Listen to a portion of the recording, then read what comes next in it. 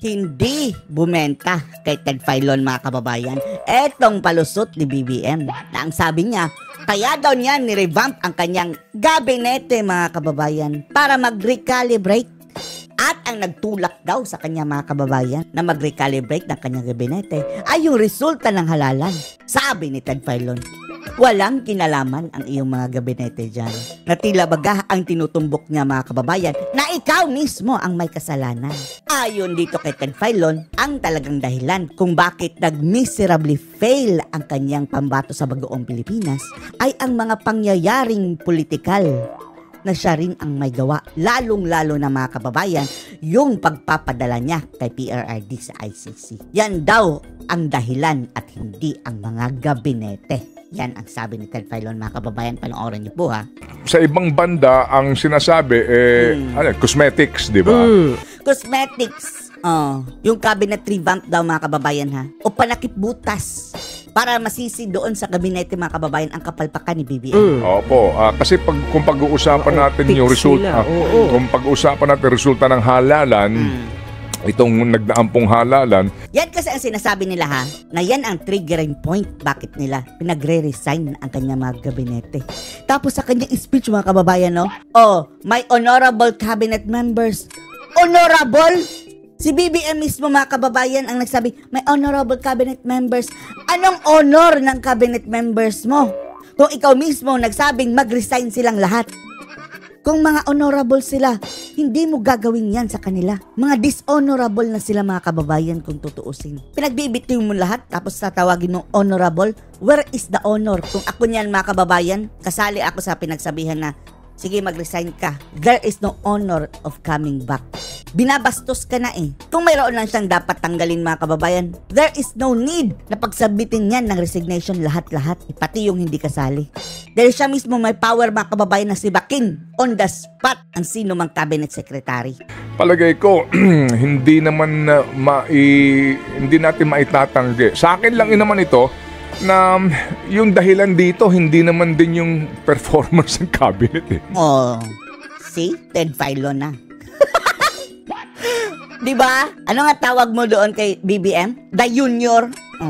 Hindi naman talaga yung performance ng cabinet ang dapat sisihin, mga kababayan, kundi si BBM mismo. Sa akin lang naman ito. Hindi ko alam kung anong pananaw mo dyan. Hindi naman sa performance ng cabinet eh. Yan din ang pananaw namin. Ito yung mga pangyayaring politikal. Na sino ang may gawa? Si The Junior, mga kababayan. Yeah. Bago maghalalan. Ito lang ang sa akin. Hindi ito mismo doon sa impeachment lang eh. Dagdag na rin yun. Patong-patong, mga kababayan, kabalastugan eh. Una, yung paggigipit nila kay Kibuloy. Then, hearing sa Tuwadcom, hearing sa Tricom, pag-impeach kay BP Sara, pagdukot kay PRRD at pagtatapos sa ICC. Sunod-sunod na panggigipit, mga kababayan, tapos sasabihin nila, walang politika dito, walang politikang mga animal. Kung yan sinasabi ni Toby Chanko, ito talaga malaking factor dito. Sa akin pong pananaw lamang ay yung pong pagpapadala, yung pong pagpayag nga na madala sa dahig ang dating Pangulong Duterte. Kaya huwag kayong magpapadala dyan kay Bangag, mga kababayan. Tandaan nyo, dinukot, pinatapon si Tatay Digong sa kulungan sa ICC nang walang due process, ha. Walang kapatawaran yan, mga kababayan. Ginawa ni BBM. Kung tatanggapin nila yung ganun pong kaisipan, kung hindi naman, pakils ako. Okay lang naman sa akin yun. Kasi sino ba naman tayo? Ito lamang atin lamang sariling kaisipan. I don't know if you agree.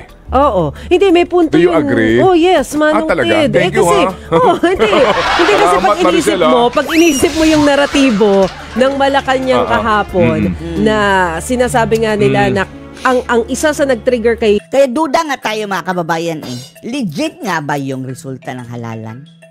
Kung inyong iisipin, di ba proportion yan, mga kababayan? Parang mini-survey yung mga OFW natin. Landslide ang Duterte. Ha? Landslide ang Duterte. Parang mini country yan, mga kababayan eh. Nagre-reflect din yan dahil iba't ibang tao yung nandoon sa OFW, mga kababayan, na sa ibang bansa. Iba't ibang lugar ng Pilipinas. Landslide ang Duterte. Yung absentee voting, mga kababayan. Men in uniform, then yung mga guro. Landslide Duterte. Visayas at Mindanao, landslide Duterte. Tapos, sa original na Duterte, mga kababayan, 3 lang. kung hindi pa inadapt si Amy at saka si Villar, hindi magiging 5? May pangyayari bang hindi natin alam? Posible bang landslide talaga ang Duterte kung walang dayaan? Ewan lang natin, bakit ganyan ang kanilang action sa mga kababayan? Dahil kung 5, at least 5 ang nanalo sa kanila, at least may 5 ako. Pero talaga bang nanalo yan? Pero ang tanong ng ilan, talaga bang hindi nagkakadayaan? Hindi maaalis ang duda mga kababayan dahil in history, palaging mayroong nagkakadayaan dyan. Sa makatuwid, noong 2016 mga kababayan, yan nga ang reklamo ni BBM sa eleksyon na dinaya daw siya. PBBM na magpa-courtesy resignation dahil hindi nila na-achieve yung numero na gusto nila na ma-achieve, especially sa Senado. At ang sinasabi nga nila, palagay daw ni PBBM, kaya hindi yun na-achieve dahil hindi nararamdaman ng tao yung manual vote count performance ng kanyang mga ahensya. Pero I agree na malaking bahagi din talaga dito yung aspetong political kasi na-timing naman. Walang kinalaman ang gabinete mga kababayan. Kung mayroon mang kinalaman ang gabinete dyan, iilan-ilan lang. Si Rimulya. Kapag mananatilihan si Rimulya, kabulukan. Yung revamp na yan mga kababayan. Dahil isa yan si Rimulya yung Department of Justice mga kababayan, yung panggigipit ginagamit sa politika. Yan ang dahilan. Kapag mananatilihan si Rimulya, walay ka na. March 11, a few months before election at kasagsagan ng kampanya, yung leader ng oposisyon biglang pinayagan na pumunta sa the Netherlands. Pinayagan, dinukot. As if naman mga kababayan pumayag na gusto ni PRRD pupunta sa Netherlands at pumayag sila. Oo naman po, kaisipan lamang. If you disagree, spin a win. Kumbaga, sabi nga ni, sino ba? Jiang Yang, direct, spin a win, no? Kanya-kanya ho naman po tayo dito. Yung pong issue na yun sa pagpayag, no, na mailipad sa dahig ang dating presidente, yun naman, ang tingin Pwersahan nga yung nangyari. Extraction yun mga kababayan ko, hugot yun doon sa lumabas na survey nung una na pabor sila sa ginagawang investigasyon. Di ba may SWS survey? Kaululan kasi yung survey mga kababayan Yan kasi, kapag dinadayam nyo ang survey, nagkakaroon ng wrong impression ng administrasyon. Kaya dapat sana, wag nang gamitin yung survey mga kababayan para pag-justify sa kanilang maling gawain. Pulse Asia, doon sa usapin po na accountability ng tanggapan ng Vice Presidente doon sa confidential fund. And nung mga panahong yon, if you also remember, medyo ang Vice Presidente, ang survey na sila din ang may gawa, ay tahimik doon sa issue ng mga sinasabing mga inilabas na mga voucher. Anong tahimik? Hindi nga pinagsasalita. Paulit-ulit na naman tayo dito mga kababayan. Kasi ito si Ted Filon, hindi nakakaintindi rin mga kababayan na ang COA lang ang tanging mayroong mandato niyan mga kababayan. At the mere fact na i-spill out ni VP Sara ang mga impormasyon sa kanyang paggastos ng confidential fund ay pwede siyang makasuhan. That constitutes to graft. Yan ang sabi ni Tatay Digong. Hindi naman yung kaso in aid of legislation yan mga kababayan. Gusto nilang bitagin si Sara. At bakit hindi ba sila makapag-antay? Nasa COA na yung baraha mga kababayan. Etong Congress gustong i-usurp, kunin ang kapangyarihan ng COA na wala naman silang mandato. Right, then nagkaroon ng survey. Wrong! Sinasabi po na pabor sila na magpatuloy itong investigasyon na ito. Merong ganun pong survey, right? Ang tanong, Ted Filon, credible ba yung survey? Ang nagpalabas ng survey mga kababayan, the same people na ang rating daw ni BBM is abot hanggang Kisamina. So kumbaga nakabuelo kung yung pong pakay ninyo sa usapin po ng umano'y paglalantad dito po sa mga sinasabing umano'y maling paggamit daw sa confidential fund. So meron kang ganung kaisip. By the way, hindi ito maka Marcos, hindi maka Duterte. Taong bayan ito, kung ikaw din yung nag-iisip ng, sige, mukhang ito rin pagkakataon para natin papanagutin, supposed to be ang mga accountable, itiniming din yun, ang siste, medyo nagkaroon ng miscalculation.